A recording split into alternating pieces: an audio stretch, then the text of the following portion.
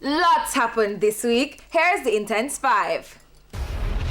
What a rain on Sunday. No, sir, like the car can swim. Landslides, rivers overflowing their banks, flooding. It was crazy. Like some places are still cut off. Very Guys, wild. you can't ramp with water At all. It's not a pian thing. It's Don't not do like it. this. I mean, some people say fire dangerous, but water out is fire, very unpredictable. and it just will. I don't know. People, be careful.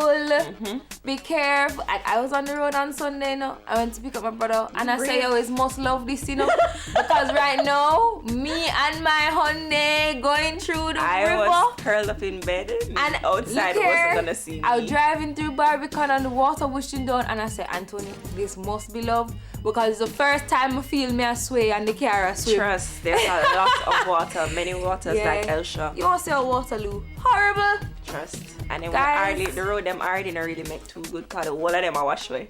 So we can't imagine you a drive on a road where I wash way. It coming like cookie margarine, just a crumble, Just bare a crumble. crumbs. Megan Thee Stallion wins Hip Hop Artist of the Year, but the reactions to her win not so great. And the challenges are back. No, it's the Red Cup Challenge. Well, at least people finding ways to keep themselves occupied.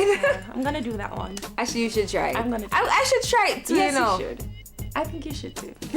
What do you do? Put water in the cup? No, there's nothing in the Oh, cup. there's nothing There's in the cup. nothing Then the cup must blow off on my Is head. there something in there? Actually, I'm not sure, but I think it's an empty cup.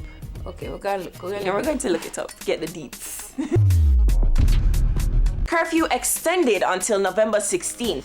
Although the COVID numbers have been showing slight decrease, the Prime Minister ain't taking any chances. Fingers crossed for Christmas.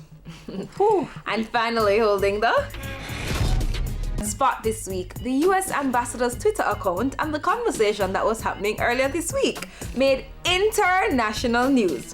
He said the account wasn't hacked and he has apologized for what was written.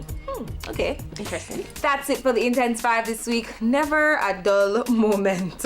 Remember to send a DM to TVJ Intense if anything Intense 5 worthy happens in your area.